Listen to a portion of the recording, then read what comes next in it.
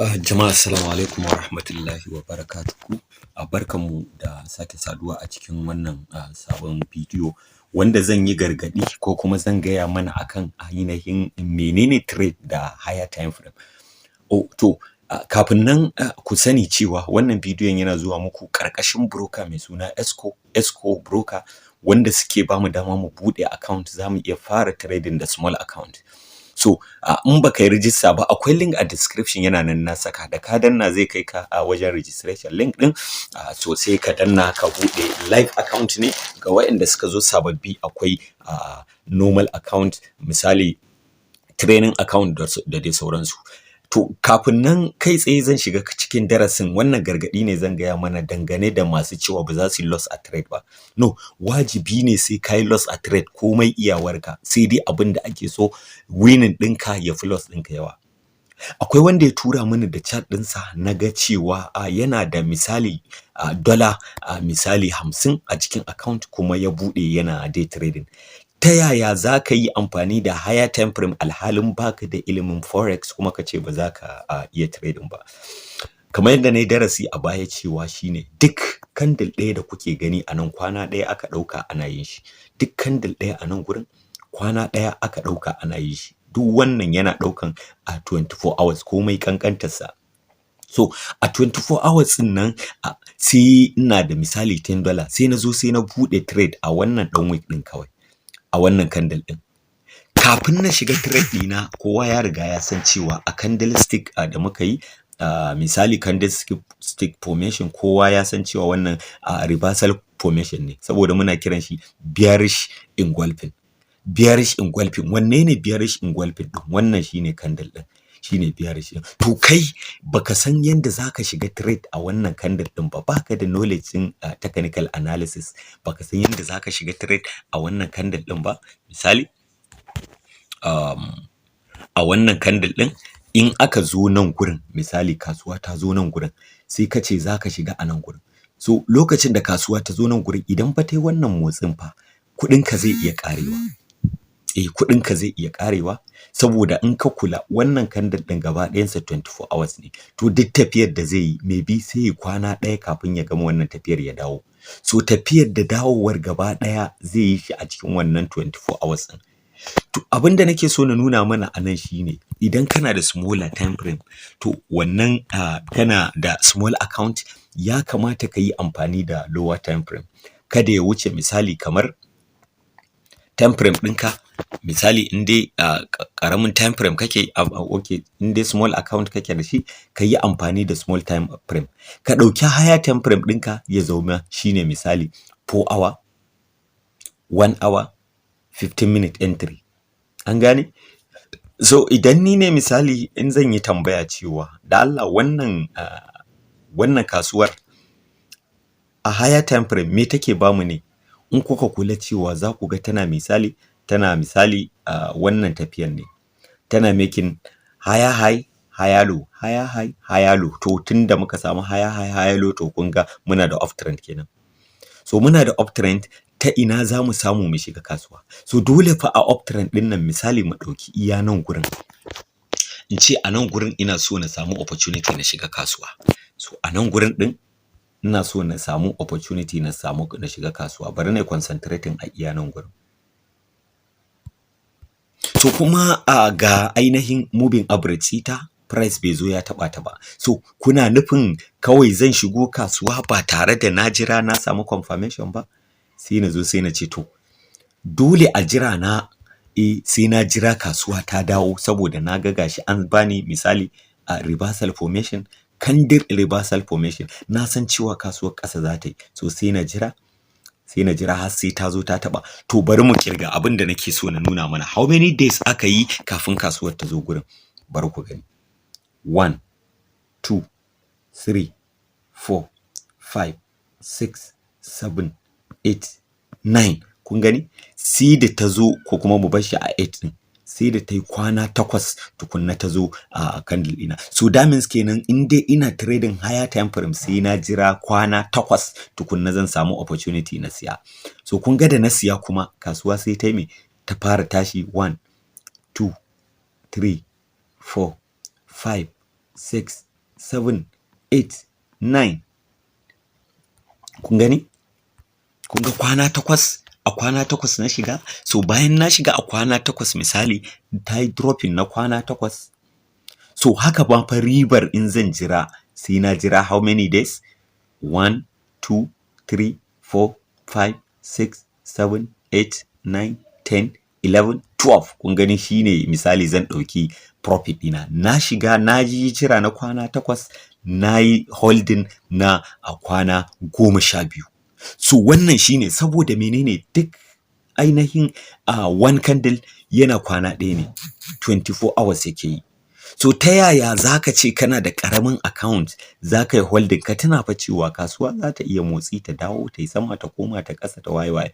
So shine idan kuma ainihin misali ka shiga kasuwar baka iya jira ba, baka iya controlling emotion ɗinka ba, so nan ma kasuwar za ta yi ta tsorata ka. Saboda idan aka zo nan aka yi wannan candle ɗin na sale zaka ce ribata ta fara ƙarewa, bari in fita kasuwar nan. No, ɗan retracement ne kaɗan. Saboda kasuwa na gaya mana cewa ba ta tafiya haka, ta yi ta tafiya direct in a straight line haka, ta tafi in a straight. No, tana tafiya ne in zigzag, ta taho in zigzag. To abin da ya faru a nan kenan ma. Idan kuka taho za ku ga nan bullish, bearish, bullish, bearish, bullish. So wannan shine abin da ya faru. So haka idan na zo na yi switching zuwa lower time frame, misali na koma 4 hour, na dawo 4 hour misali, za ku ga abin da ya faru. Gurin da na sa mishi kala, kun gani gashi nan, kun ga retracement din da kasuwar ta yi, kun gan shi. Ko kuma bari in koma daily din sai na saka na gani. Kun gani gurin da na ce ainihin dole kasuwar ta yi bullish, bearish. Bari in sa musu kala shi,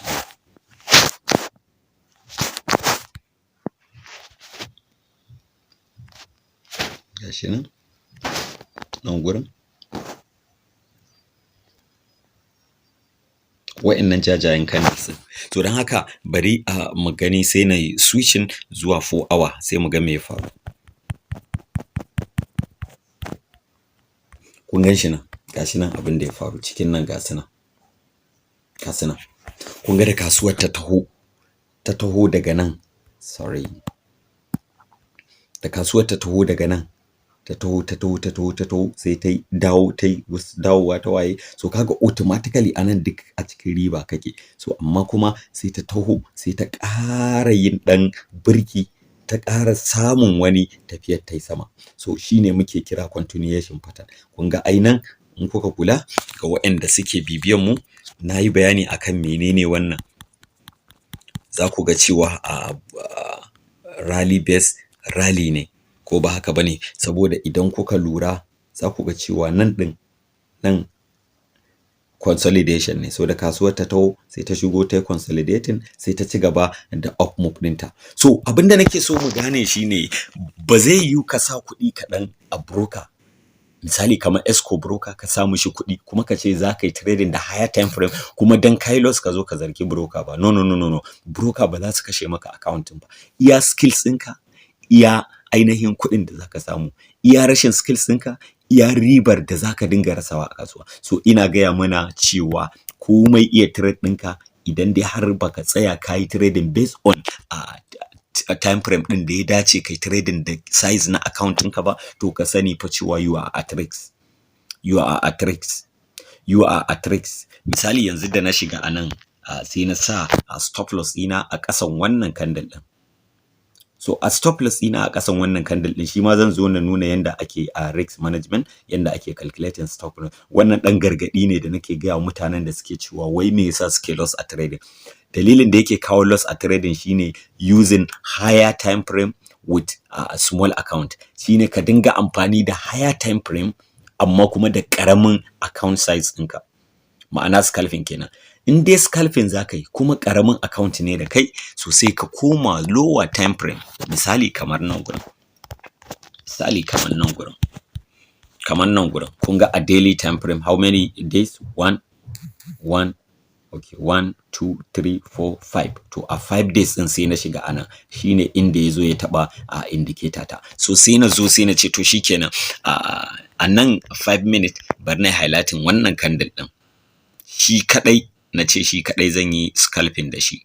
So gashi nan na highlighting ɗinsa. Let's say a ce ni scalper ne, sai na zo sai na danna 1 hour. So kun gani abin da kawai zan duba shine zan ce to ai kasuwa a nan consolidation take, ta zo tana misali downtrend ne, so amma kuma misali an riga an sami consolidation. Misali gashi zan yi amfani da double touch gashi nan wannan sama gashi nan kun gani kasuwar ta zo ta taba so how many, ta zo ta taba so how many, ta yi first touch ta dawo, second touch ta dawo kasa bata taba ba sai ta koma. So ga waɗanda suke trading SMC za ku ga clearly cewa wannan reversal formation ne, saboda idan muka dawo misali muka zo muka ce ina change of character ɗinmu, wannan change of character ne shi nan chalk, mun samu chalk anan, da muka samu chalk sai muka samu imbalance, muna da imbalance anan, mun samu imbalance, to mun samu imbalance, so da muka samu imbalance yanzu abin da ya rage kawai zamu ce to imbalance ɗinmu shine entry, imbalance ɗinmu nan shine entry zone ɗina, entry zone ɗina. Misali bari mu bashi kala, na ce in bashi wannan kalar entry zone ɗina. So entry zone ɗina sai na ce mai first target ɗina idan aka yi wannan shine zan yi moving ɗin shi zuwa idan aka yi breaking nan, so zan dawo ainihin da wannan ɗina entry ɗina zan dawo da shi, stop loss ɗina kai yana nan, entry ɗina in aka yi breaking wannan high ɗin, so zan dawo da entry stop loss ɗina zuwa entry. So idan kasuwa ta zo kun gani ta yi breaking, so in naga dama zan yi taking partials anan, an gane, ko kuma zan yi holding tunda na dawo da stop loss ɗina sai na sa shi a BE, abin da ake kira break even, na sa shi a BE kasuwa za ta ci gaba. So kun ga da ta dawo still ta ci gaba da tashi, ko kuma idan ta zo nan ɗin zan yi taking profit, full profit complete, an gane ai, sai kuma idan ta dawo ta yi testing nan gurin sai na ƙara shiga kasuwa. So kun ga a lower time frame kenan, wannan fa candle guda ɗaya kenan da ya zo a higher time frame, wanda wai mutum a higher time frame, wanda mutumin da yake da $50 account shine zai zo ya waɗannan, tun a cikin nan gurin za a blowing account ɗinka idan ka shiga da size ɗin da bai dace da kai ba, idan ka shiga da size ɗin da bai dace da kai ba. So don haka abin da nake so na gaya mana shine dole ka duba level ɗin account ɗinka, yaya girman account ɗinka yake before ka shiga account. Idan kana da $50 account to kada ka yi amfani da higher time frame, ka nemi opportunity a lower time frame, misali 1 hour, 30 minutes, 15 minutes, 5 minutes, kai har 1 minute ma. Amma dai analysis ɗinka ya kasance 1 hour shine higher time frame ɗinka. An gane? Amma idan kana da babban account za ka iya amfani da babban time frame wanda duk motsin da kasuwa ta yi ba komai ka san cewa tana tafiya based on risks ɗinka ne. So mu daina zargin broker cewa suna mana blowing account. No, broker ba za su maka blowing account ɗinka ba. In ka kai blowing account ɗinka mistake ɗinka ne, daga kai ne baka shiga trade ba.